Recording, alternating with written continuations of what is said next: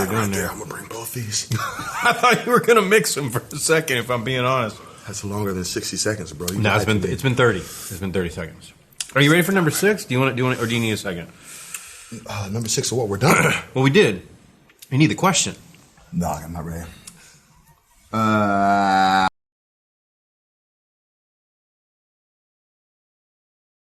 I'm David Voorhees, host of Running Hot. With me today, I have Wayne Simien, former University of Kansas standout, Miami Heat basketball player, minister, father, husband, and I believe third-place finisher, Leavenworth High School 3-on-3 basketball. Wow. Yes. Losing to Me? Yeah. Yes. But welcome, Wayne. Thank you. I'm surprised my basketball career ever recovered after that loss that you are highlighting there. I'm just glad to be here. Yeah, I'm excited. It was fun to watch your career after that. I was a little nervous, but I had confidence. You probably took credit for, hey, I helped that guy get to where he is by humbling him in a high school 3-on-3 basketball tournament. The story sounds something like that. Mm-hmm. Usually what I say is something to the effect that I went to school with you, but really you went to school with me, learned everything you knew from me, but took it into something I could never accomplish. And at the bare minimum, you inspired my shoe game, at least for a small portion of time, because once you get beyond a certain shoe size, your selection really gets pretty slim. And then I lived vicariously through you because you are a shoe connoisseur, sneakerhead of sorts. Thank you. Giant compliment. Okay, you want to get started? Let's do it. All right, so you all know the game. Wayne, 6 sauces. 5 are part of the show. The 6th is optional. $1,000 to charity of your choice if you make it. Okay. You ready to go? If I make it. Running hot. Hopefully I don't run out the door before we get to where we need to go. All right, first one. This is called Creamy Herb and Jalapeno from Bravado Spice Company. Mm-hmm. It's mild. Okay. So we'll start here. All right. Just put a little bit on the plate. Dab. There you go, okay. sir. Green doesn't seem as intimidating. Maybe a little avocado color. I like avocado. What's your thought about vinegar flavor? Do you like vinegar? Yeah, I don't mind it. All right, here we go. So just put a little bit in here, and then get after it. Yeah. Okay, just tap.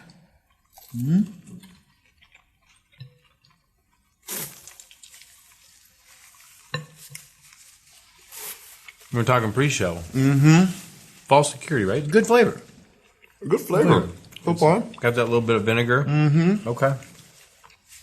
So first question. Mm-hmm. If you think about the different levels of athletics you played, right? You played all through grade school, high school, then you got into college, professional, played overseas. Which was the most challenging of them? Yeah. I would say the most challenging of them was playing in the NBA. Okay.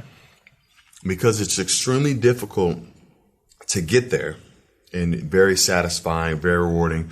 Grew up in a small town, childhood dream, worked hard, then have your name called by the commissioner, have the opportunity to play for my third Hall of Fame coach, Pat Riley, teammates with D Wade, guys that I grew up with, guys that we grew up watching, Shaq, Alonzo Mourning. It was phenomenal. It's really hard to get there, but it's even harder to stay there.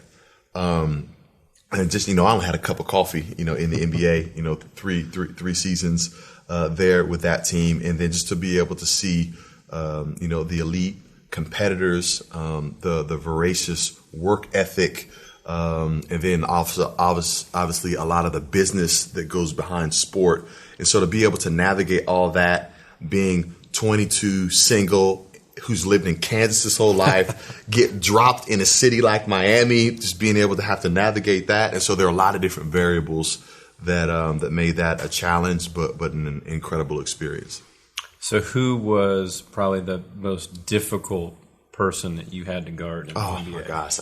Maybe top 5, because that's not fair. No. Well, so I attempted to play the power forward position during my time in the NBA, and that position was an absolute nightmare.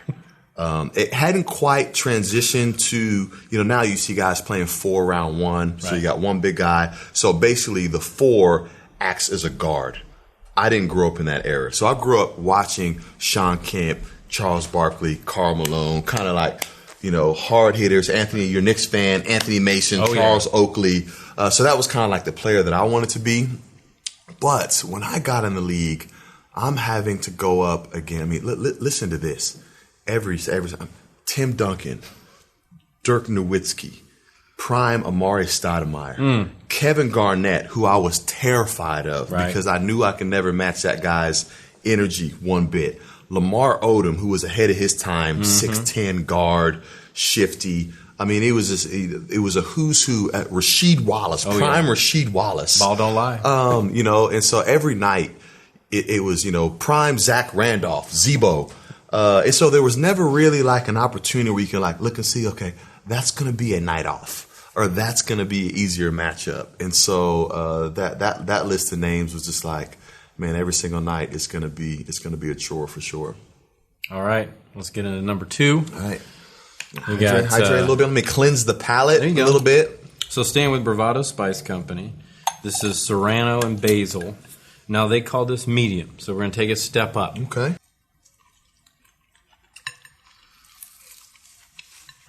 That's a solid flavor. See again that vinegar base. I'm feeling the tingle. It's interesting, and what we're on number 2. So I'm concerned already because before I even bit into that one, I just had it like in front of my taste buds, and I can already feel the heat. Yeah. Okay. I like inhaled, and I can already feel like so. Yeah, it's gonna be I'm concerned. All right. Well, that's good. At 2, we're concerned. So, throughout your career, you dealt with a variety of different health challenges, which comes with not only physical rehab, but mental rehab. So how did you get yourself back into position to be an elite player after you have, been injured? You have to overcome that mentally, and then physically you got to get there. How do you get yourself back to that peak? Yeah, man, that's really a great question and something that every athlete has to face, and probably at some point in time, every person has to face because you have to understand like the fragility of your humanity. Like even being a 26-year-old NBA player, peak prime in his fitness and all those type of things, like, man, I'm pretty fragile. It's one misstep. It's, it's one, ACL, it's one meniscus, it's one labrum, it's one finger to the eye, it's one elbow to the nose. And next thing you know, not only are you missing games, not only is the game that you love taken out of your hands, but your whole life is flipped upside down, especially if your identity is fully tethered to your performance and output. And so for me, that's a real identity question. The comeback from those things, whether it's sickness or season-ending injury, and I experienced both of those, probably had less to do with like the physical rehabilitation that had to take place, but more of like a mental mindset that, hey, my identity, my worth, my value isn't fully attached to, if I ever make it back, my performance or lack thereof, like it's connected to something greater and a higher power. For that, it's my faith. And so being able to tether to that helped you get through the grueling part of the rehab. That helped you get through the grueling part of, hey, we thought you were going to be back in 6 weeks. No, it's actually going to be 8 weeks now. To get you through the part where, through the fear of, okay, this is my first time stepping back onto the court, on the other side of this injury or illness, will I ever be the same? Will I still be able to be as athletic or dynamic? And so, and those are real sentiment that folks have to face. Not having my identity connected to my performance helped me overcome. I think that's really powerful as somebody who, played a sport that most people watch on TV and just could only imagine doing that, to say, hey, I had doubts, could I get to that level again? You really had to put your mind through it. And I think that cascades through business. I think that cascades through life, that when something rocks you, you've got to figure out, hey, how am I going to get myself back to there, and can I or will I? Yeah. And if I don't, what happened? That doubt just creeps in. Sure. And then one of the great things on the other side of that is when you do get a chance to get back out there and have some success, or to be able to, perform in a way where it felt like that excruciating pain that happened from that injury months ago is no longer there. It makes everything worth it. It makes the mental toughness and fortitude that you had to put forward worth it. It makes the grueling hours of rehab and the range of motion and maybe a surgery worth it. And I could think, look, I've had a ton of injuries, right? 4 knee surgeries, 2 shoulder surgeries, broken bones, surgery on my hand, out with the illness. And I look back at all of those years later and I think, you know what, I wouldn't change anything for it. Because of the things internally that it developed in me, and then also the way that it caused me to lean and to trust and to believe and ask for help from other people. And now I've got some of the biggest and best relationships that I ever had that came out of, a real difficult time of maybe disappointment or suffering from an injury or illness. So I'm thankful for those. Absolutely. Well, I went through my car accident and people say, would you ever go back and change it? And in the time that it happened, no, it's not good. Those injuries are not good. They're not fun to go through. Yeah. But the lessons that you've learned, the things that you've overcome have made you a stronger person, better for other people. Sure. So, I wouldn't go back and change it for the world. At the time, it wasn't fun, but, same thing. You've got a lot from it. Well, hopefully I'll be able to say the same thing after this because I'm about to consume lava is what it sounds like. Again, I'm going to wait to describe. I showed you 6. I just didn't read it. When do people normally break out the milk? Where do we start to get? We've never had you never anybody gave me a do scouting milk. report. Okay. I didn't on purpose. I want the audience to be able to see a reaction. Nobody's ever done the milk, but the milk is good. And maybe it's a good time for us to thank our sponsors at NavMD. They've been gracious enough to believe in our talks today. And so if you want to get into the milk, get in the milk. Companies are frustrated with the spicy costs for health benefits. Most C-suite executives believe that benefits costs are way too spicy and feel that the number 2 expense on their P&L is running hot. With NavMD, we help you win business, lower costs, and save time. Join us on our mission to revolutionize health benefits, one plan at a time.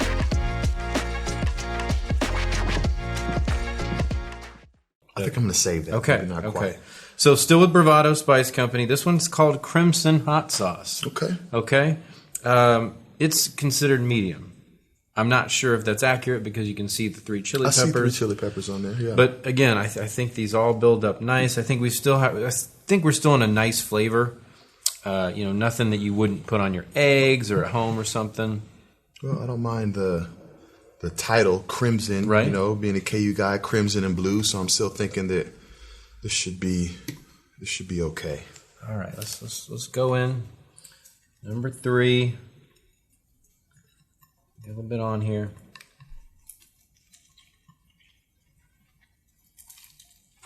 Man. What do you think? It's on its way. Okay. It's on its way. Okay, good. That is a good flavor, though. Right. I think this has actually been my favorite so far. Agreed. And I would actually come back and Maybe enjoy. I'd actually willfully order that. See, there you go. I think part of this is, though, people get in their heads. I mean, really, I don't think it's as bad. Obviously, I used to competitively eat, so spice was my specialty. Dude, I don't think I knew that about you. Oh, No. yeah. Oh, yeah. That's where this whole thing came Man, from. how do I get into that? Maybe I might find a new career after we You get might. outside of You this, might. so. Maybe this will be so widely watched that we'll have to go do it in other places. Or people are falling asleep right now. It could be. Yeah. It could be. All right. So on to question 3. I've been able to admire your career. I've known you since high school, and we had dinner this week, and it was one of those things where I actually had this moment of thinking, like, who would have thought back being 15, 16-year-olds that we'd be sitting across. We used words like articulate, and in high school, I don't even think we could spell that. So I've been able to watch from afar, and I think for anybody that knows your story, they know when you found your faith and how important that's been through your life. So how have you been able to balance, the work that you do as a minister, the work that you do for the school, and be present at home? Because that's a lot to balance. It's a lot of responsibility. Yeah. For me, it's all one thing. Every job has a boring and mundane task, right? Every job and career has, and it's filled with different things that no one really likes to do. I'm thankful that one of the things that my faith has helped generate is this call and this kind of compelling notion to want to do everything with excellence. Not just the things that I like to do, right? Not just the things that are celebrated, not just the things that you could potentially get a promotion for, but even the most mundane, meaningless, behind the scenes tasks. You're called to do it with excellence because you're serving a higher and a greater purpose. You're not able to just be able to go through the motions in that, or maybe pass the buck down to an intern or someone who might be a little bit down the organizational chart. And so I really enjoy that there. It informs my family. The dinner that we had early this week, our wives were there, and we were talking about parenting, right? We were talking about education. We were talking about how to be the best, husbands and parents that we could be. And that's fully informed by the faith that I have as well, which I think has served me well, and hopefully will continue to do so moving forward.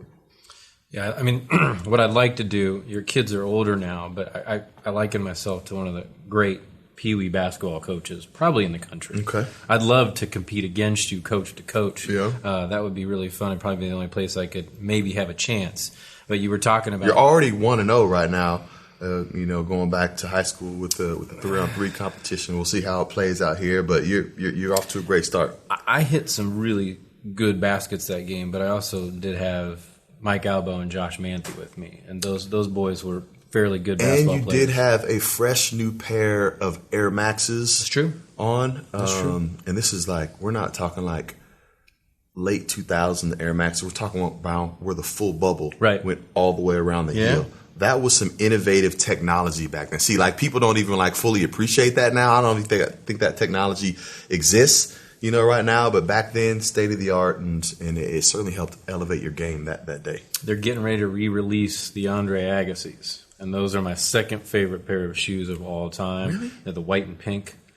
Remember when he was Images Everything? He did all that. I mean, I don't. I'll send you a picture. I remember the Air Maxes, and then the second one, you have the King Griffey Juniors. Mm-hmm. I don't remember what they were called, but the King Griffey Juniors that were elite as well when he was obviously with Seattle and had those really cool colors. Anyways, I digress. What you've all noticed is if you need to talk about shoes or competitive eating, apparently that's my area of expertise. So I got over there. All right, so let's get into number 4. We're downhill, right? We're downhill. That's right. So interesting. Magic is real. Bravado Spice Company. This is where it gets real. Black Garlic Carolina Reaper. And we've gone from hot to super hot. Uh-huh. So I like garlic. Hearing the word... You see that little piece of garlic? I see that. Hearing the word Carolina has got my competitiveness kind of sparked up a little bit. So if I act like it's not as bad as it probably really is, it's because I don't like giving folks from Carolina too much credit because of the obvious basketball. I understand. It took me a very long time to forgive. I mean, I held a grudge, probably as high as some, maybe not as much as others, but that's just... We'll just call it Reaper. We'll just call it Reaper. All right, let's get it. And my sentiment for Carolina has less to do about Coach Williams, who left Kansas to go there, because we're all good. We're great. But just the blue blood rivalry. Right. Yes. Real thing. For sure. All right, here we go. Let's try a flat. Go for it. Number 4. Remember, keep your hands off. No, don't get on there. I'm gonna get hands off. I'm gonna get that piece of garlic. Man.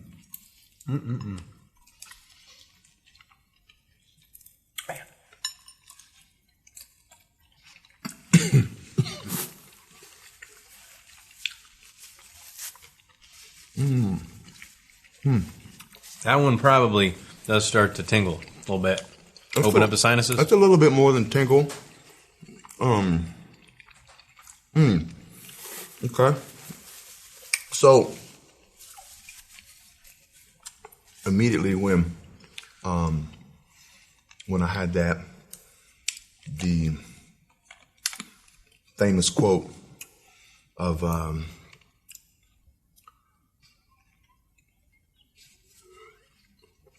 very wise man, Ron Burgundy, came to mind, and man, that thing escalated pretty quickly right there. Wow. He said, "Don't lick the lips," right? Yeah. Try not to lick the Okay, let me just so now it's here. Usually it kind of gets in my nose and stops. Why am I feeling it in my forehead right now? Well, Mr. Food Expert Connoisseur. It usually stays here. I'm feeling it up here in my forehead. Your sense, everybody's senses work differently, so it's really not anything special about this. It's just the way that your aromas carry on. You may find that this is therapeutic. You never know. We're only we're 4 stops through. Got 2 more. North Carolina got me. It did. So you don't have to name names because obviously you've had a very storied career, but there's always like 1 or 2 dudes that you just cannot stand, just cannot deal with. You might even go into something and go, I cannot be my best self around this person. What do you do to keep yourself composed when you're around somebody that you just don't like to be around? And don't say me, because I don't think my fragility will show.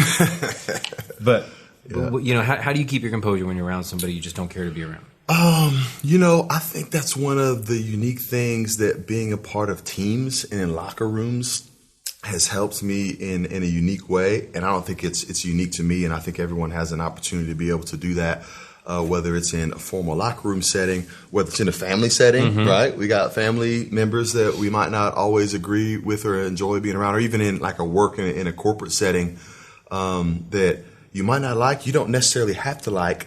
But it's one of the more inspiring things about pursuing and going after. Oh, Carolina Reaper, still in there. Comes back. It's still in there. Oh, I think I'm gonna have to gargle. Don't do that. Is it when you're pursuing a common goal together? A lot of times that can help you overlook some of the personality traits or qualities that might annoy you or rub you the wrong way. One of the things that I think was really cool is like there are plenty of guys that I played with in the locker room or worked with that we don't like each other. And one of the great things is if like, hey, we're just clear with that. Like, hey, bro, like I don't really mess with you. Like you don't really mess with me. We don't need to like pretend or act like we're boys. But you know what? Let's go crush this. Like, let's be big boys and go get after this task. Let's go dominate this opponent. We'll take care of business. And then we're going to go back to our, corners and, everything's going to be good. And you know what?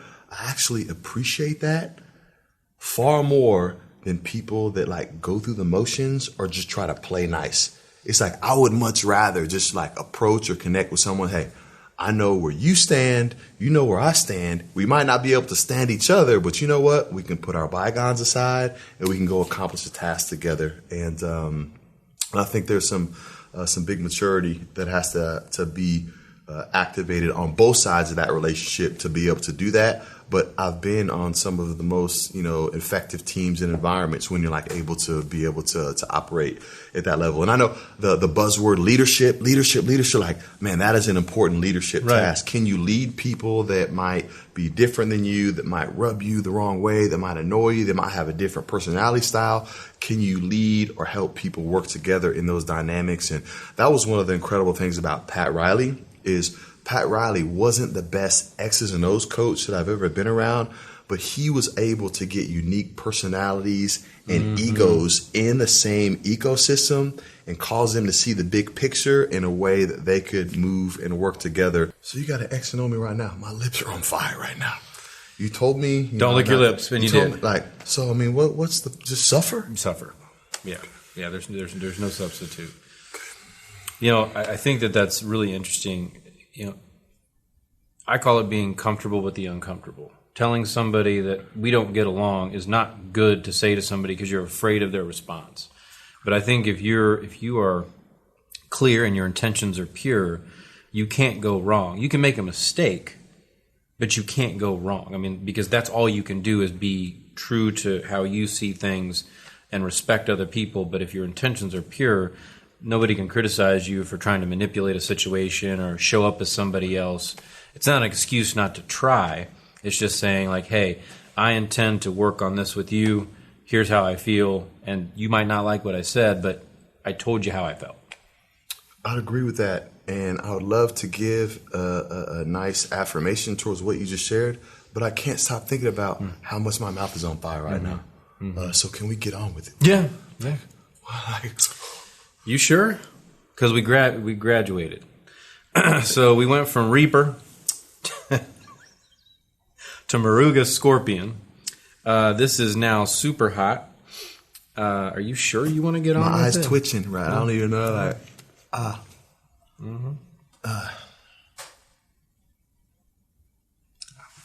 can't close the lid for you.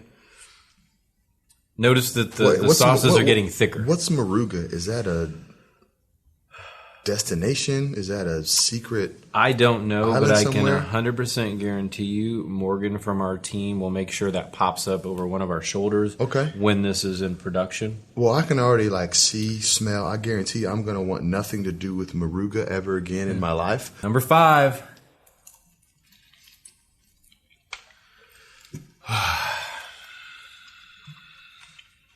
I'm in your wheelhouse right now. I mean, you're not even flinching. Like, this isn't fair. So, my immediate response, immediate thought was, damn it, man, why are you doing this to yourself? That's fair. I mean, I enjoy the conversation. But why do you need this? Yeah, it's for the kids, right? It's for the kids. That's right. It's for the kids. Right. Question 5. I'm not going milk. You said none of your guests have ever gone milk? No. But there's nothing wrong with going milk. I just think people have stayed with water, which water does not help spice. It spreads it around. No, there is something wrong with it if you've had multiple guests that have preceded you. And you don't want to be the first one to have to... Well, you spent some time with Barbershop, Sean Barber. He has, we'll just call it a skill, but he appreciates pain. He puts himself in a mindset of enjoying it in a way that he can overcome it. So that's not fair. He was a linebacker, wasn't he? Oh, yeah. Defensive side of the ball, man, he's got a screw loose. He said he laughed every time he tackled someone. I was like, wow, I'd probably cry, but we all have our skills. So I think 4 is hotter than 5. I don't think 5 is as hot as 4. 5 is hot. Maybe it's that they're built on top of each other. Maybe it's possible. It went back to back. It's possible. Yeah. So let's talk about failure for a moment. You can't have success without failure. I keep screwing it back on. Keep it on. I didn't know if we needed to keep this here, for the sponsor to be present. I'm keeping this thing close to me from now on. They got the milk. Okay, they got the milk thing, right? So I'm gonna keep this thing open and close to me for the rest of the time. So let's talk about failure. Can't have success without failure. Can't have the sweet without the sour. I bet sweet would be good with this, but I don't want to give anybody a break. Not part of the show. So think about failure. Maybe the thing that you keep coming back to when you think about you've overcome an obstacle. How have you used failure to propel yourself to success? Now working at the University of Kansas, educating young men and young people in general. How have you used failure to help propel you? Yeah. Well, I think that most notably people probably usually associate my basketball career at Kansas. And then probably more so like my individual success, All-American, Big 12 Player of the Year, so on and so forth. Been a part of some great teams, Big 12 championships, Final Fours and all that. But, I was the guy that took the last shot my senior year in the NCAA tournament to win the game against a significantly lower seeded team, one of the best players in the country, and I missed it. Right, I missed that against Bucknell, and so being able to think about what did I learn, from that? And I can remember like during that game, it was interesting. There was, before we ran out of the tunnel to go to warm-ups before we played that game, I think Vermont was playing Syracuse, kind of another first round game where, obviously Syracuse power at the time going against Vermont. And I remember that hearing Bucknell staying in their locker room watching that game and like cheering and watching them upset Syracuse. Mm-hmm. And so like the confidence, it was kind of bred in them.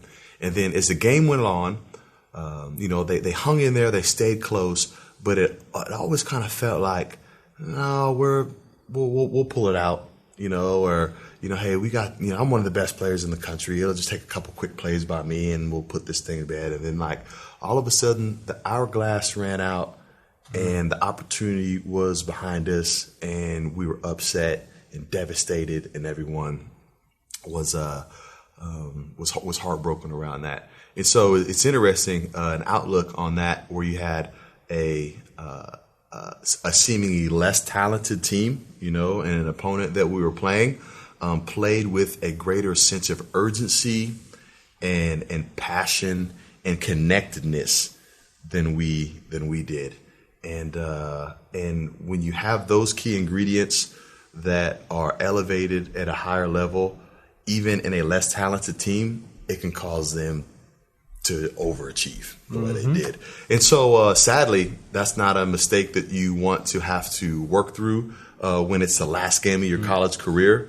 But man, I'll never forget it. And I use that still even here to this day about, man, urgency, passion, connectedness. Like you don't have time to try to flip a switch and to flip those dynamics on when you're down or when it's late in the game. You have to start with those and then maintain that type of intensity and priority for those components throughout the entire game or throughout whatever endeavor you're going on towards. So I failed in that moment because I didn't lead my team in those categories. I was, worried about points and rebounds. Hey, 24 points, 14 rebounds, but you lose your last game of your college career upset in the first round. And I would say that loss and not giving attention to those details probably cost me National Player of the Year.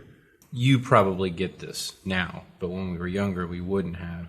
That when you are a lead at something, you are very good at something, admitting that you didn't do something right or sharing that you didn't know something that someone should have probably known is really powerful to the people around you. To get to hear the best player on the court, the best player in the country go, I failed, is really powerful for other people. Yeah, it is. And hopefully that story, and I don't even know if I've shared that story before, man. That's an exclusive, man, right here. I don't know if I've ever shared that story before, but, it does show the power of vulnerability, transparency, and hopefully the audience is being able to feel that. And maybe I should share that story more. Maybe I need to take it back to my 8th grade, 5th grade, and 3rd grade son and share it with their basketball team, though they might not appreciate it as much. They're like, damn, Dad, you missed a game-winning shot, man. What are you doing, man? Like, which I did think as soon as it left my hands, I thought that it was good. Someone was asking me about it when we were on our way up here, and like even my body language when I was rewatching it, as soon as I let it go, I was like, oh, this is money, and then out, boom. Yeah.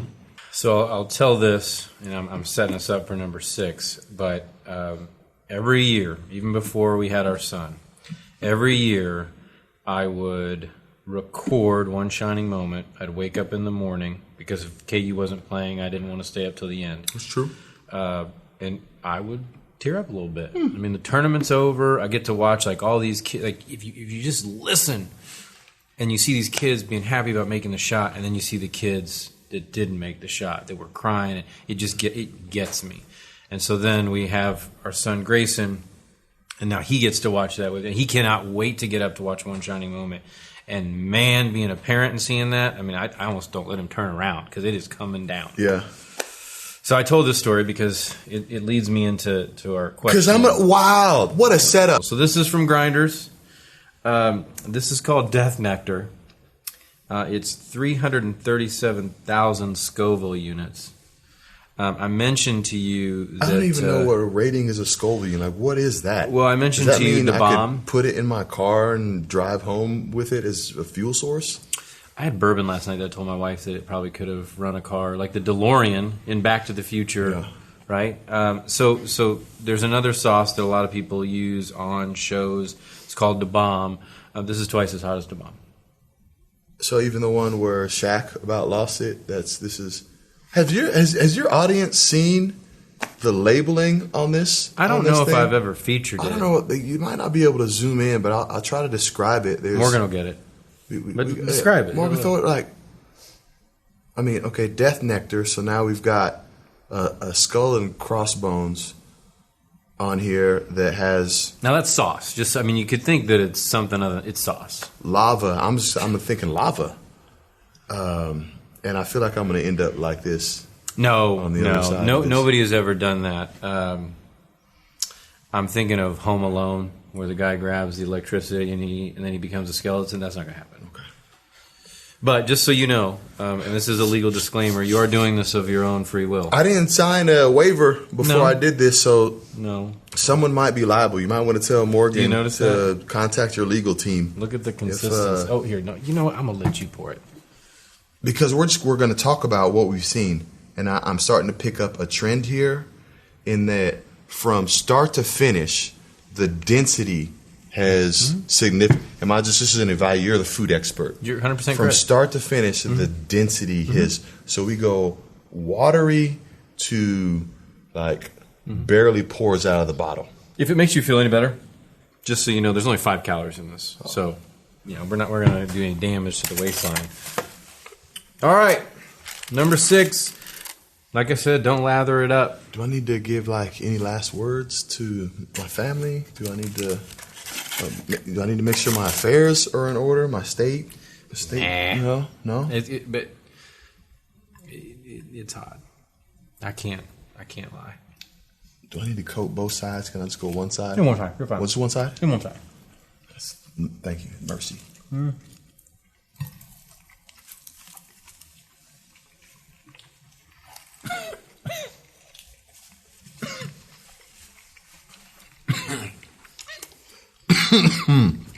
Milk water. Don't feel bad. This is about safety.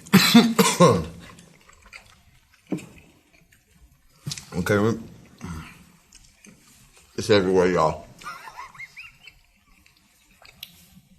It's everywhere. It's everywhere right now. So part of my enjoyment is going back and listening to my hissing laugh when this happens. Everywhere. It's going to stick around for about 60 seconds of pain, and then it'll start to subside. Pain. Good thing that was just water. I could have been bad. I'll be the first. Do it.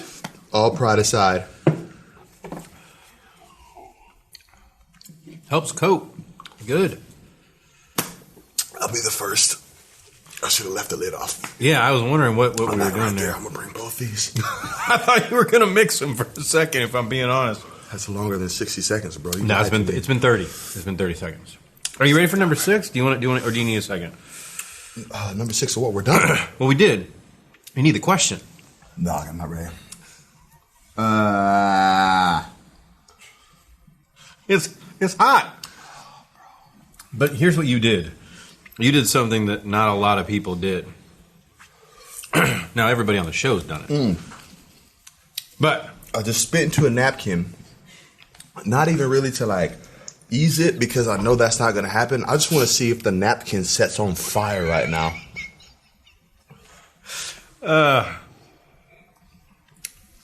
But you did it. You did it for the kids. You know what?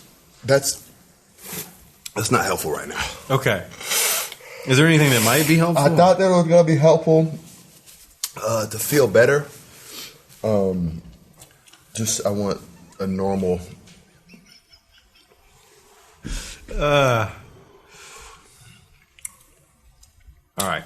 Question 6. David has known me my whole life. I don't exaggerate. I don't exaggerate. Not in a good place right now. I thought, you know what? I got another Kansas City native who is a rival of mine, and it's a little bit of a sensitive topic because of what happened a little earlier. You know what? Darren Sproles. Okay. Darren Sproles, I challenge you to come on this show, to sit down with my friend David, and to walk the gauntlet of hot sauces. All right, let's get in number 6. Darren Sproles, K-State football legend, Olathe North legend, and top 5 in all-purpose yards in the NFL. Well, I mean, that would be a fascinating. He's a dear friend of mine. We played bitty basketball together growing up, so that's how we became tight. Then he played football, and then our lives kind of took different routes. But man, what an incredible story that is, of being told you're too small, you're too short your whole life, and then you have a dominant career in the collegiate NFL space. Do you remember, in the infinite wisdom of Leavenworth, Kansas, that at Leavenworth High School we scheduled Olathe North for homecoming football when he was there? Do you remember them putting up a 60 burger on us? I mean, we were in the stands. My chest might have been painted that game. I got a picture of that. It was in the newspaper. So if I never licked my lips, You'd be why fine. am I feeling it all over the outside of my face and skin? Well, did you lick the inside of your mouth? Are you trying to get relief? I don't know. Like, it's not even here. Like, it's on my skin. Like, you know what I feel like right now? I feel like, what was that dude's name? What was that guy's name? Marvel character villain. Captain America's nemesis. Redface? Red Skull. Red Skull. There you go. I feel like I'm turning into Red Skull right now. And I hope that there's some type of graphic that shows up right about now. That'd be pretty funny. With a depiction of Red Skull, because that is, if I looked in the mirror right now, that's what I would expect to see, because my face, not my taste buds, not my tongue, my face is on fire right now. Well, in the spirit of things, let me ask you question number 6. While I've got you diffused and ready to go. Most people, especially athletes, especially professional athletes, have a silly ritual or something that they do that they probably wouldn't share with a bunch of people. If you could think about a silly ritual that you had or you've been a part of, what was it? Like pregame? Anything. Pregame, locker room, night before. You know, she wasn't around back in our day, but, if you listened to Taylor Swift before y'all went out, just what was a silly ritual that y'all had or that you had that not a lot of people know about? Silly ritual. Let me think about that. Silly ritual or routine. I don't know. Yeah, I don't really, man, I'm disappointed as I'm trying to think. Like, I didn't have much. Something that was silly. I like to drive the same way to game every time. Same direction. Like, hey, I'm not deviating for traffic or even stop for stoplights. Like, oh yeah, of course I'm gonna stop for stoplights. Okay. But something silly. Song, like music. You listen to Mr. Wiggles on the way to a game? No. I obviously growing up in early 2000s. A lot of Jay-Z on the way, at the time, though I don't have, he's not in my steady rotation as much these days. But yeah, dude, I'm sorry. I feel like I'm letting you down, man. Like, nothing real. So I was kind of a all business, kind of matter of fact, type of guy. The kids might have won today. Your sponsors and your viewership might have won, but I definitely took the L today. Mm-hmm. This is the time where I realized, you'd said you hadn't really hooped in a while, that I'm glad for that, because if you really wanted to take me through the paces and you said, let's go play one-on-one, I'm going to say yes, because I'm a competitive dude, but we all know how that would happen. We could do it if you want to feel better about yourself and you want to hang a W. I'm willing to do that. Well, because we're 90s guys, and that's the era of NBA basketball we grew up, this is definitely hard foul. territory. For sure. This is Anthony Mason, Charles Oakley, Charles Barkley, Dennis Rodman, hard foul. Like, malicious intent. The kind they didn't have that in the 90s. That's what I'm saying. The kind where there's no tech, there's no flagrant, there's no fine, but you could get ejected and probably miss some games. Fair. Probably 6 games. I'll accept that. So, well, Wayne, it's been an absolute pleasure to have you here. I can't say. I'm not even gonna lie. It just has not been a pleasure. It's been miserable. We'll pick up the pleasantries on the golf course or at dinner again with our beautiful brides. So, do you know, and you don't need to, but do you know the charity you want to call this out to? Yeah. Big shout out to Call to Greatness. It's a campus ministry, youth initiative that I was involved in, and so we're going to send the proceeds there to them and the great work that they're doing on a variety of college campuses across the Midwest and in the lives of youth and young people through sports and camps and missions trips, and so.